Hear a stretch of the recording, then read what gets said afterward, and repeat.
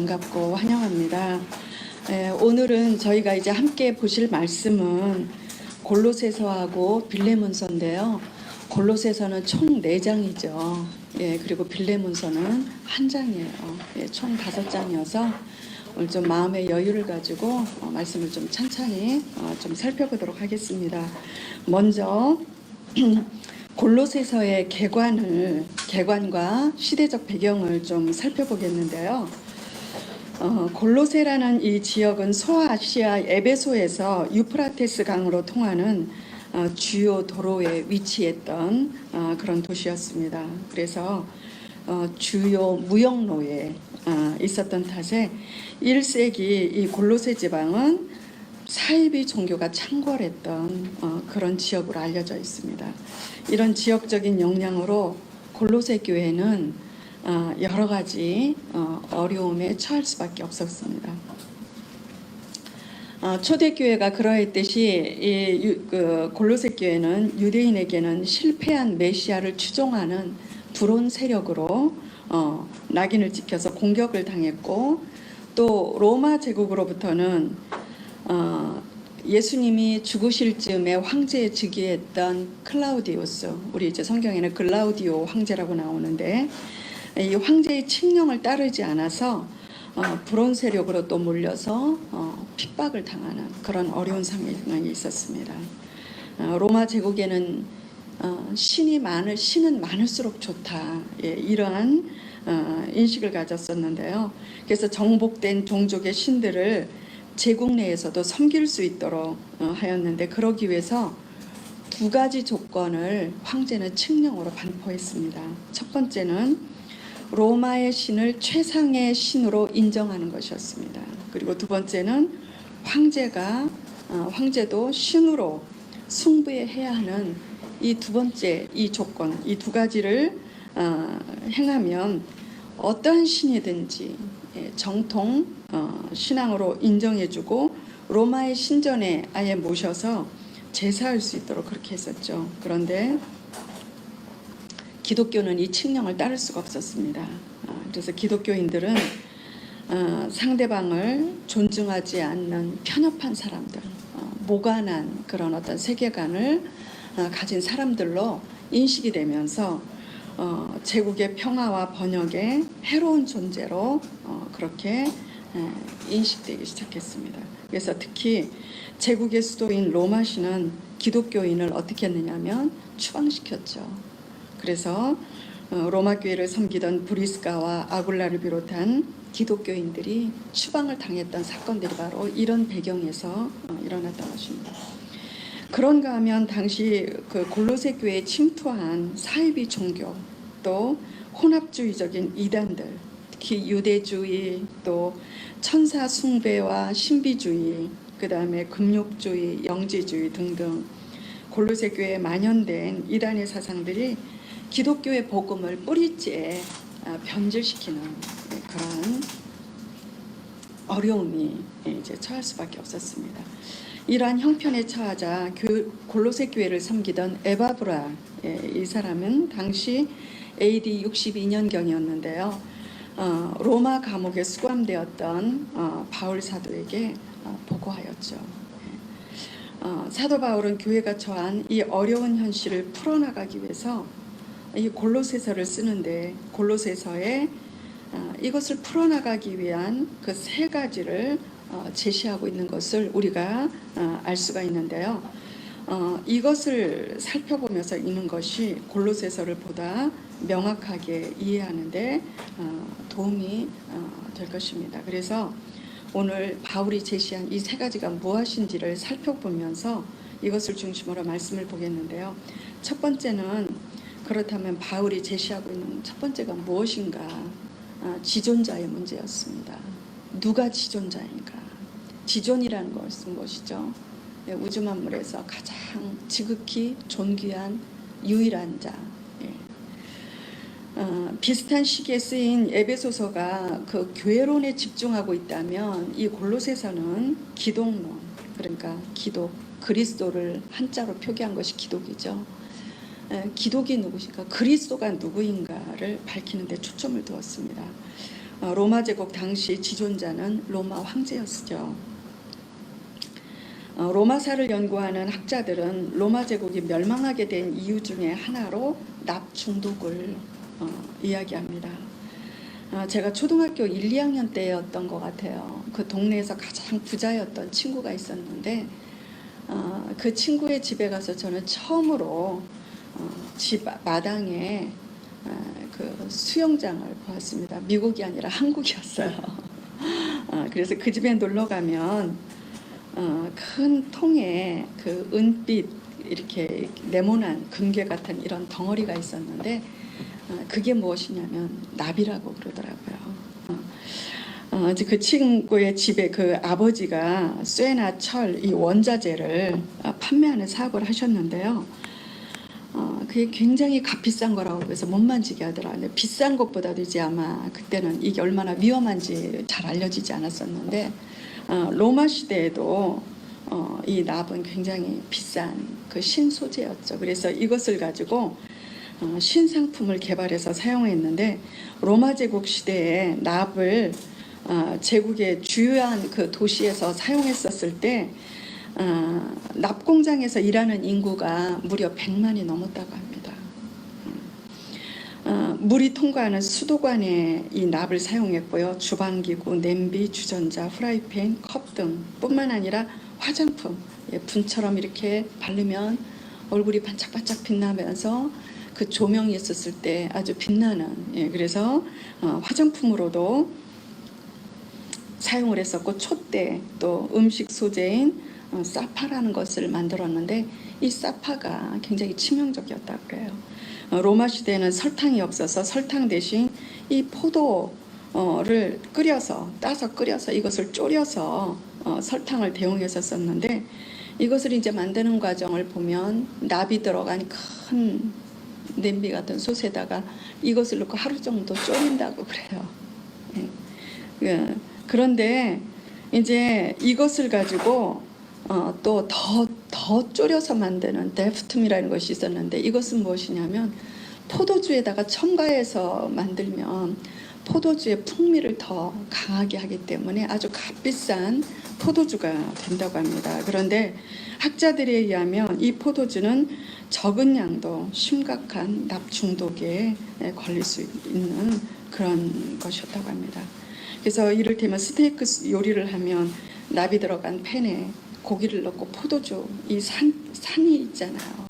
이것을 넣고 그 잡내를 제거하고 왜냐하면 그때 향신료가 좀 부족했기 때문에 다양하지 못했기 때문에 이걸 넣고 하고 거기다가 사파 소스를 넣고 지글지글 끓여서 먹을 때 로마의 그 시대의 사람들은 납 중독이 되는 것은 필요 불가결했었습니다. 우리가 이해할 수 없는 엽기적인 엔터테인먼트나 그런 어떤 사람을 죽이는 그런 것들을 즐겼던 이런 것들, 특히 음주 가무와 연회를 유난히 즐긴 로마의 황제들의 그 미치광이의 그런 정신병자와 같은 그런 행태들은 바로 납 중독에서 기인된 것이라고 로마사를 연구하는 학자들은 이야기하고 있습니다.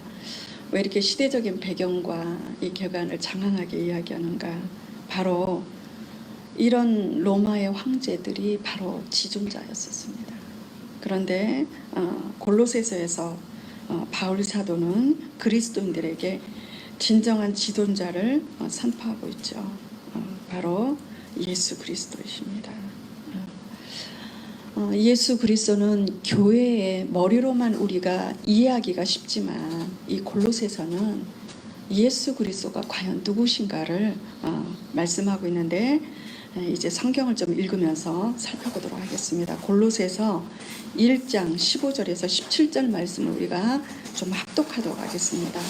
골로새서 1장 15절에서 17절 우리가 함께 합독할까요? 시작. 그는 보이지 아니하는 하나님의 형상이시요 모든 피조물보다 먼저 나신 이시니 만물이 그에게서 창조되되 하늘과 땅에서 보이는 것들과 보이지 않는 것들과 혹은 왕권들이나 주권들이나 통치자들이나 권세들이나 만물이 다 그로 말미암고 그를 위하여 창조되었고 또한 그가 만물보다 먼저 계시고 만물이 그 안에 함께 섰느니라. 예. 예수 그리스도가 누구시냐면 보이지 않는 하나님의 형상이라고 합니다. 예. 모든 피조물보다 먼저 나시니까 창조된 피조물의 존재가 아니죠. 존재 자체가 전혀 다른 그런 만물이 그에게서 창조되었고 창조주이시죠. 예수 그리스도는 창조주이십니다. 그뿐만 아니라 모든 왕권들, 주권들, 통치자들, 권세들 이런 권세들이 예수 그리스도로 말미암아 세워지는 그러니까 이런 모든 왕들, 주권, 권세들 이런 것들을 세우고 임명하는 진정한 지존자 그가 바로 예수 그리스도라고 바울 사도는 선포하고 있는 것입니다. 하나님의 피조물인 로마의 황제나 또 사람으로서 왕위에 오른 그런 지존자하고는 근본적으로 다를 뿐만 아니라 로마의 신들 사람하고 하나 다를 바가 없는 질투하고 죄짓고 죽이고 악행을 행하는 그런 로마의 신들과 우리가 믿는 창조주 하나님 유일하신 신인 이 그리스도는 근본이 다르다는 것이죠. 우주 만물의 주권자, 진정한 지존자라는 것이 바로 예수 그리스도를 이렇게 골로새서 1장 18절에서 20절 우리가 다시 한번 또 읽도록 하겠습니다. 시작. 그는 몸인 교회의 머리이시라. 그가 근본이시요 죽은 자들 가운데서 먼저 나신 이시니 이는 친히 만물의 으뜸이 되려 하시며 모든 충만으로 예수 안에 거하게 하시고 그의 십자가의 피로 화평을 이루사 만물 곧 땅에 있는 것들이나 하늘에 있는 것들이 그로 말미암아 자기와 화목하게 하기를 기뻐하시다. 자, 지존자이신 예수 그리스도 또 예수 그리스도는 누구신가? 교회의 머리이신 그리스도 예수 그리스도만이 교회의 머리이시라고 말씀하고 있습니다. 유일하신 지존이시오 교회의 머리이신 예수 그리스도. 그럼 이렇게 지존하시고 머리이신 이분은 도대체 나와 무슨 상관이 있는 건가? 무슨 관계인가? 골로새서 1장 21절 23절을 우리가 다시 한번 읽도록 하겠습니다. 무슨 관계인가? 시작. 전에 악한 행실로 멀리 떠나 마음으로 원수가 되었던 너희를 이제 그의 육체의 죽음으로 말미암아 화목하게 하사 너희를 거룩하고 흠없고 책망할 것이 없는 자로 그 앞에 세우고자 하셨으니 만일 너희가 믿음에 거하고 터 위에 굳게 서서 너희의 들음과 복음의 소망에서 흔들리지 아니하면 그러하리라. 이 복음은 천하 만민에게 전파된 바요 나 바울은 이 복음의 일꾼이 되었노라. 바로 이 지존자 교회 머리신 그리스도와 나는 도대체 무슨 관계인가? 하나님과 원수가 되었던 나를 하나님과 다시 화목하게 했던 그런 분이시라는 거죠. 그래서 화목하게 할 뿐만 아니라 또 우리로 하여금 흠없고 책망할 것이 없는 그런 온전한 자로 세워주시는 분, 그가 바로 지존자시오 교회 머리신 예수 그리스도라는 것입니다. 그래서 이 지존자와 그러면 우리는 이러한 관계가 있는데 어떻게 할 것이냐? 흔들리지 아니하고 그에게 뿌리를 박는 것이죠. 자, 골로새서 2장으로 넘어가서 6절 7절 한번 읽도록 하겠습니다. 골로새서 2장 6절 7절 합독합니다. 시작. 그러므로 너희가 그리스도 예수를 주로 받았으니 그 안에서 행하되 그 안에 뿌리를 박으며 세움을 받아 교훈을 받은 대로 믿음에 굳게 서서 감사함으로 넘치게 하라. 하나님의 창조 사역을 함께했던 진정한 우주 만물의 주권자, 왕들을 임명하고 패하기도 하고 권세를 주기도 하고 또 패하기도 하는 이 지존자가 이 지존자를 우리는 주로 받았다고 합니다. 그하고 나하고 무관한 게 아니에요. 그냥 단순히 세상의 주군과 같은 그런 관계 정도가 아니라 그 안에 뿌리를 박는다고 합니다. 그리고 세움을 받고 그리고 믿음으로 그 안에서 굳게 선 바로 그리스도를 주로 받은 관계죠. 여기서 나아가서 이 관계는 더욱더 긴밀하게 이루어지고 있는 것을 말씀해 주시는데 골로새서 2장 11절 12절을 제가 읽도록 하겠습니다. 또 그 안에서 너희가 손으로 아니한 할례를 받았으니 곧 육체의 몸을 벗은 것이요 그리스도의 할례니라.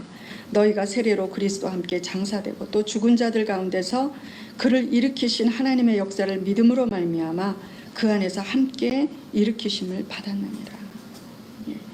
그냥 세상의 죽음과 나와의 관계처럼 그냥 그렇게 그런 어떤 그런 관계 정도가 아니라 세례로 연합된 관계라는 것이죠. 손으로 하지 아니하는 할례, 바로 육체의 몸을 벗어난 그리스도의 할례라고 이렇게 표현합니다. 그래서 세례는 무엇이죠? 그리스도와 함께 죽고 그리스도와 함께 다시 부활한 것을 그 약속을 예표하면서 행하는 것이 교회에서의 세례죠. 바로 이것은 뭐냐면 그리스도와 연합을 의미합니다. 이제 그리스도와 세례를 통해서 온전히 연합된 관계, 이처럼 긴밀한 관계가 지존자이신 그리스도와 나와의 관계라고 그러죠. 그래서 이것을 비유로 말씀하신 것이 요한복음 15장의 포도나무 피예요. 포도나무 본초에 온전히 붙어있는 가지와처럼 나를 떠나서 너희가 아무것도 할 수 없고. 자, 하나님과 원수되었던 나를 화목하게 하시고 흠없고 책망할 것이 없는 온전한 자로 세워주실 뿐만 아니라 이 지존자와 이렇게 연합되어서 이 지속적인 친밀한 교제를 나눌 수 있는 그런 관계가 바로 그리스도와 나와의 관계라고 합니다. 유대인들이 주장하는 그 몸의 할례와는 전혀 너무나도 더 업그레이드된 그런 모습을 그래서 이런 지존자이신 그리스도와 이렇게 긴밀한 교제를 가지고 있을 때 그리스도에게 영향을 받게 되죠. 영향을 받을 수밖에 없죠. 완전히 연합되어 있는 그에게 이러한 영향을 받은 존재를 뭐라고 말하면 새 생명이라고 새 사람으로 바울은 그렇게 말씀합니다. 자, 이런 골로새 교회의 이 여러 가지 어려움을 어떻게 풀어갈 것인가로 처음 제시했던 것이 바로 그리스도를 바로 알고 그리스도와 바른 관계를 이야기했다면, 두 번째 이제 골로새 교회가 처했던 이런 여러 가지 난국을 풀어갈 두 가지를 바울 사도는 어떻게 제시하고 있는가? 골로새서 3장 10절을 우리가 보도록 하겠습니다. 골로새서 3장 10절 새 사람을 입었으니 이는 자기를 창조하신 이의 형상을 따라 지식에까지 새롭게 입은 자니라. 새 사람을 이야기합니다. 하나님의 형상을 따라 지식에까지 새롭게 된 이 새 사람, 이 새 사람은 하나님과 어떤 관계 속에 있는가? 골로새서 3장 1절에서 3절을 우리가 같이 읽도록 하겠습니다. 시작. 그러므로 너희가 그리스도와 함께 다시 살리심을 받았으면 위의 것을 찾으라. 거기는 그리스도께서 하나님의 우편에 앉아 계시니라. 위의 것을 생각하고 땅의 것을 생각하지 말라. 이는 너희가 죽었고 너희 생명이 그리스도와 함께 하나님 안에 감추는 위의 것을 생각하라고 합니다. 땅의 것을 구하지 말라고 합니다. 그러면서 골로새서 3장 5절에서 9절에 이런 말씀을 합니다. 그러므로 땅에 있는 지체를 죽이라. 땅에 있는 지체가 바로 무엇인가? 음란, 부정, 사욕, 악한 정욕, 탐심. 탐심은 바로 우상숭배라고 이렇게 설명하죠.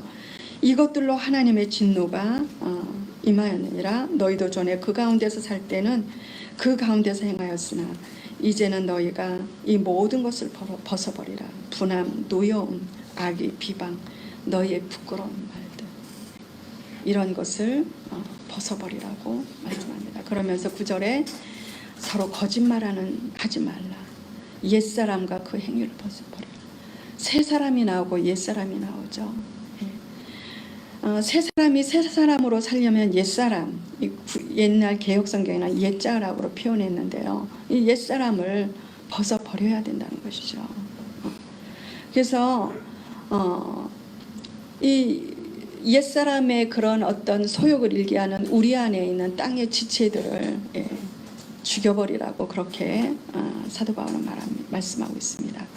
오히려 새 사람으로서 하나님을 생각하고 그 다음에 하나님의 나라를 추구하고 제국에서 하나님의 형상이 비추어지도록 우리의 삶 속에서 새 사람으로서 하나님의 형상을 반영하는 삶을 살 때 하나님을 알지 못하는 제국의 사람들이 그 새 사람을 통해서 누구를 보는 거예요?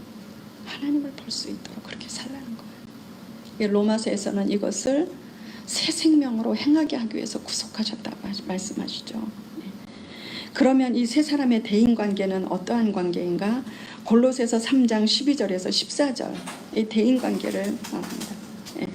거룩하고 사랑받는 자처럼 행하라죠. 긍휼, 자비, 겸손, 온유, 오래 참음으로 옷 입고. 그러면서 17절까지 세 사람의 그 삶의 모습을 말씀해주고 있습니다.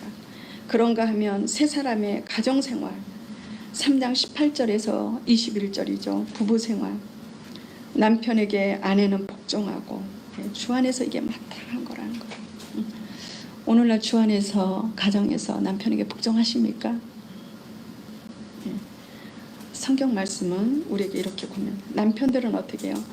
아내를 사랑하고 괴롭게 하지 말래요.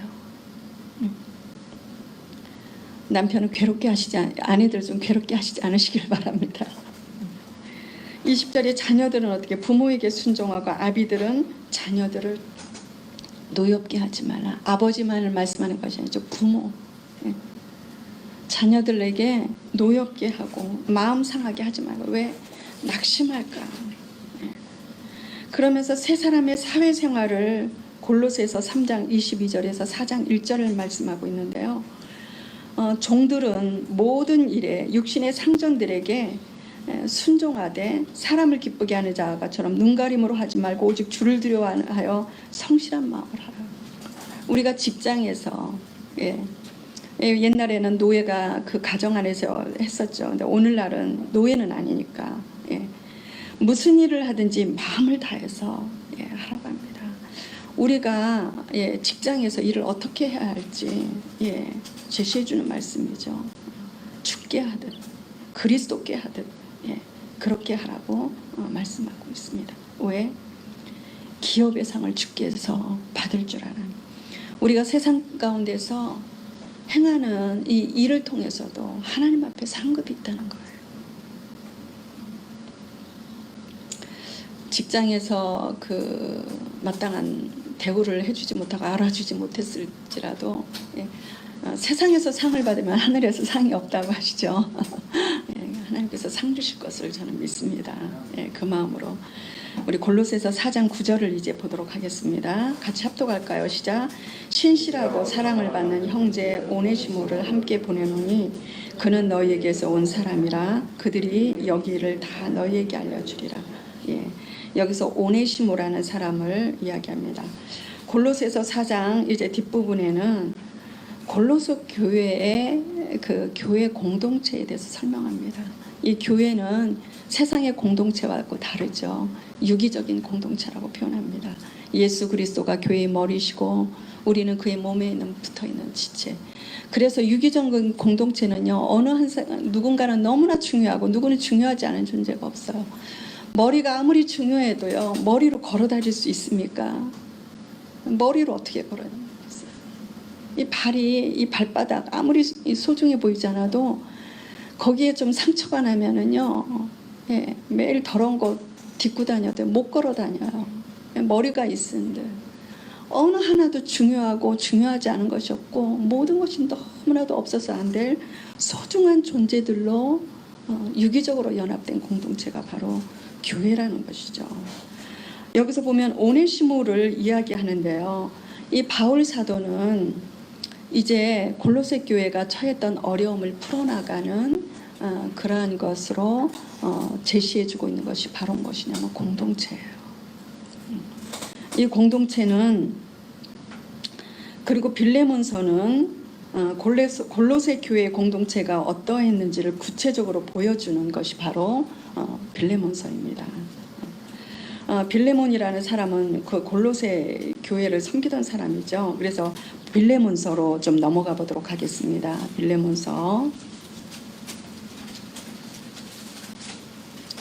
빌레몬서 1장 1절에서 2절에 그리스도 예수를 위하여 갇힌 자 된 바울과 및 형제 디모데는 우리의 사랑을 받는 자여 동력자인 빌레몬과 자매 아비아와 우리와 함께 병사된 아키포와 내 집에 있는 교회에 편지하노니. 자, 빌레몬서는 바울 사도가 빌레몬 개인에게 보낸 편지가 아니라 빌레몬과 아비와 또 아키포 또 내 집에 있는 교회, 가정교회는 바로 골로새 교회를 말하죠. 교회에 보낸 편지입니다. 이 빌레몬이라는 그 뜻은 사랑이 있는 사람이라는 뜻이에요. 필이라는 것은 헬라어로 사랑을 뜻하죠. 이 필레몬이라는 이 사람은 바울이 개종시킨 골로새의 시민이었고 아시아의 사람이었죠. 아주 신사적인 사람이었습니다. 그의 집에서 가정교회로 모이고 있는데 아비아는 빌레몬의 부인이었고요. 아키포는 골로새서 4장 17절에 나와 있는 인물과 동일한 사람인데요. 빌리아와 아비아 사이에서 나온 아들입니다. 이 아키포는 골로새 교회에서 말씀을 전하는 직분을 맡았던 사람으로 이야기하고 있습니다.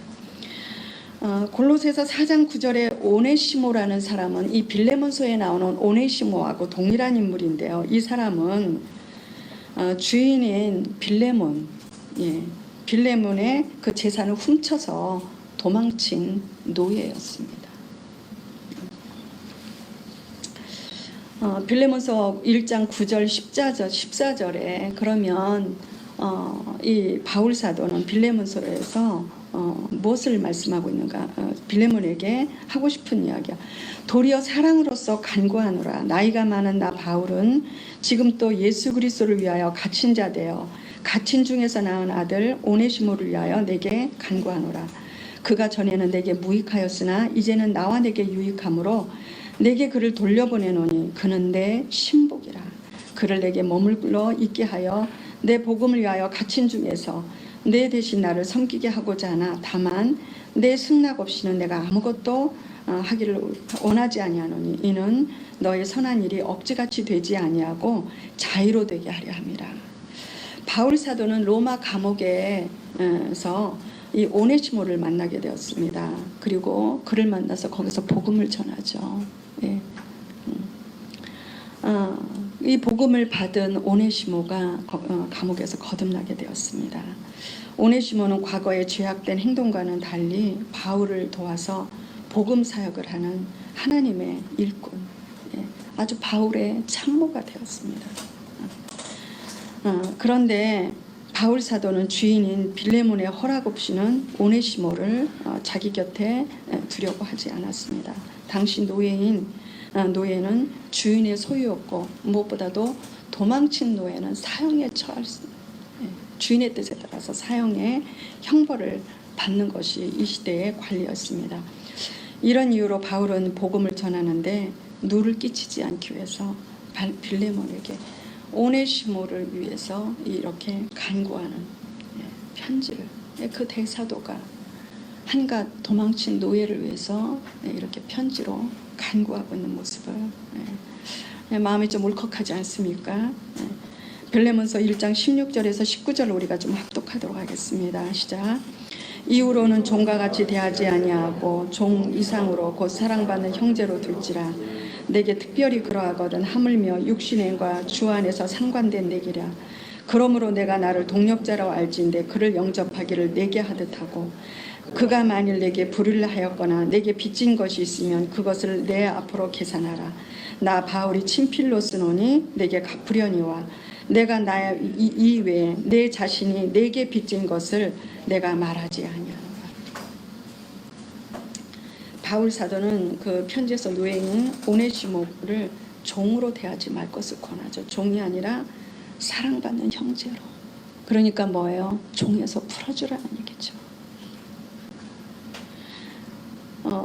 사랑받는 형제로 영접하는데 그냥 형제가 아니고 어느 정도죠? 바울 자신과 똑같이 바울 자신을 대해야 돼요. 영접하는 것처럼 이 오네시모를 대해줄 것을. 왜? 이 오네시모는 이제 옛사람이 아니라 하나님 안에서 하나님의 아들, 새 사람이 되었기 때문에 그 형제로 그렇게 영접해달라고. 혹시라도 그가 손해를 끼쳤거나 빚을 졌던 모든 것을 자기가 대신 갚겠다고 그렇게 말합니다. 우리는 빌레몬서를 통해서 공동체 안에서의 사랑과 용서를 이야기하지만 그러나 사실은 그 의미보다 깊은 의미가 여기에 있죠. 구약 시대에는 이스라엘 공동체 안에서 가까운 근족이 형편이 어려워서 종으로 팔려가게 되거나 아니면 땅이나 기업을 팔게 되었을 때 가까운 근족이 어떻게 했냐면 그것을 사서 노예에서 풀어줘서 자유로운 자유인이 되게 해줘야 됐고 땅을 사서 대주면서 회복해야 하는 일을 해줬죠. 이것을 기업 무르는 일이라고 했고요. 땅에 대해서는 기업 무르는 일이라고 했고 사람에 대해서는 뭐냐면 구속이라고 했습니다. 값을 지불하고. 바로 하나님께서는 아들 예수 그리스도를 통해서 십자가에서 죽으심으로 죄의 노예였던 우리를 구속하셨죠. 바울 사도는 세 사람이 모인 교회의 몸인 교회 공동체는 하나님의 패밀리로서 근족이 하는 구속의 일을 빌레몬과 함께 하기를 지금 편지로 권유하고 있습니다. 그래서 오네시모는 그냥 도망친 게 아니라 재산까지 가지고 도망친 정말 죄질이 나쁜 자였는데 빌레몬서 1장 22절에 이렇게 말씀합니다. 나는 내가 순종할 것을 확신함으로 내게 썼노니 내가 내게 말한 것보다 더 행할 줄 아노라. 성도 여러분, 여러분이 만약에 빌레몬이라면 어떻게 하시겠습니까? 이 고대 시대의 노예는 굉장히 큰 재산이었죠. 오네시모는 바로 과거 우리 자신의 모습입니다. 한때 바울 사도도 그러했고 빌레몬도 그러겠죠. 그리스도의 구속에 이 은혜가 아니었다면 이제 그 구속의 은혜를 받은 그리스도의 몸된 공동체의 그 한 사람 한 사람은 이 구속의 삶을 살라는 것이 바로 빌레몬서의 말씀이에요. 초대교회에는 이렇게 구속의 일을 하는 영적인 지도자 바울 사도가 있었고요.